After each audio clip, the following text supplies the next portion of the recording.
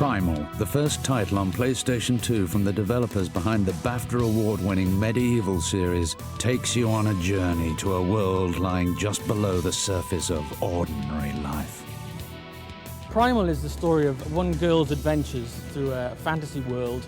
She's a girl from the modern world, as we understand it, and she's brought into a series of demon realms by a character called Scree, who's been sent as a guardian and an advisor to take her through these series of adventures, during which she learns about herself, her background, who she really is, the powers that she has in her. I believe that you are Arella's chosen.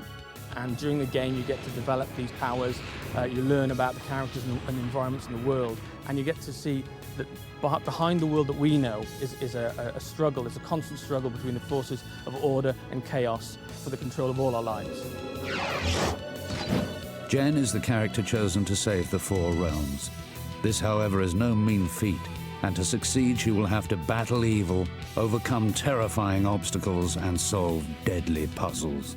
Most of our puzzles are very kind of environmental puzzles, so although we've got doors and keys and kind of more traditional puzzles, we've tried to kind of stay away from that as much as we can. Probably a puzzle that springs to mind is at the start of the first realm you play. Jen hasn't got any weapons at that point, she can't fight, she's not got a knife yet. And then you come across a cave that's got lots of nasty beasts inside that she's not going to go in there because she's going to get eaten. You hear those growls, Scree? That sounds like Malkai. They're primitive, territorial beasts. Huge teeth, fearsome claws, fond of the dark. Scree, being made of stone, isn't particularly tasty looking to these creatures, so he can go through there.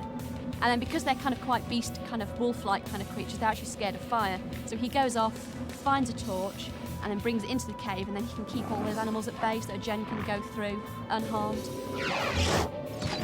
With 4 vast realms to negotiate, Jen comes face to face with a number of demon races, each with very different customs, Abinagdi, environments, and dangers.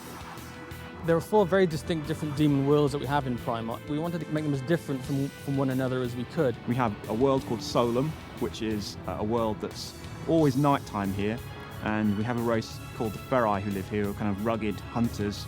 Our second realm is Aquis, which is almost entirely underwater, and the race that live there are called the Undine, and they populated the area with huge arcane filtration machines to keep the water clean. And part of the gameplay in that area is Jen has to get the filtration system working again so the characters can survive in there. The third realm in the game is called Ether, and we have a race of demons here we call Wraith, and these are really nasty characters. They're almost like vampires in the way that they kind of live their lives. The last realm that you venture through is the realm of Volca, which is a world set in a huge, dry, dusty volcano.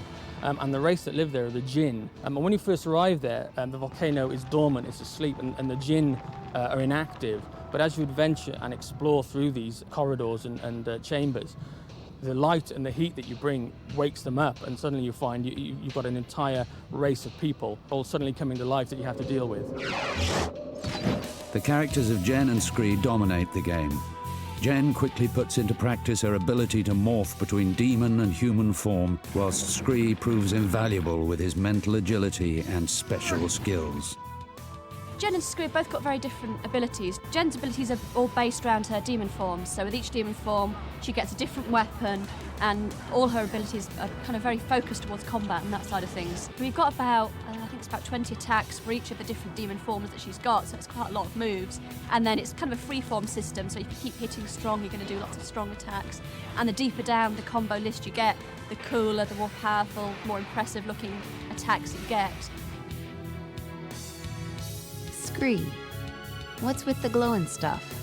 It happens when I'm close to stone figures resonating with Ferai energy. It means I can temporarily transfer my soul into any statue formed from this material. Scree doesn't fight at all, so his side of things is much more kind of based on the exploration and puzzles. So he can climb walls, he can jump, he can lift heavy objects. It's very much based around his kind of strengths. With characters as distinctive as Jen and Scree, finding the right voices was essential. Cool. Cool! Just wait till you see me do it. Then you'll see what I'm made of. Cool. When it came to casting the actors for the voiceovers, we wanted to use actors that were really going to get into the parts and really have fun with the characters. So for Scree was really the toughest character because we wanted a voice which didn't sound like Scree looked, if you see what I mean. So it wasn't like a little guy's voice. It was a voice that had kind of nobility and kind of depth to it. I need the essence from more ferri lodestones before I can shift form. When they approached me, I didn't know the whole story. I found out later that the producers and writers really liked my work as Jakar in Babylon 5. So when they conceived of this whole thing in the character of Scree, in their minds, they really heard Jakar somehow in that role. Okay, calm down. I'll take your word for it. With Jen, we needed someone that was going to be able to get into the demon side of Jen and really let go and really sound quite fierce. Show me your arms, half-breed. Half-breed, there he goes again. They got me excited about this role because they hunted me down to find me, which was very flattering. And I think the reason that they wanted me is because I played a character called Callisto on Xena. So I knew at that point when they liked that show that this was going to be based on a strong woman and there was going to be fighting involved. This one's a real barn burner. Any music featured within Primal had to reflect the intensity and pace of the game. American band 16 Volt provided a unique soundtrack to the whole experience. It's a band that I had some CDs of, and one night I was just listening to them and thinking about the music that we wanted for the game and thinking, this works, this is the kind of stuff we want.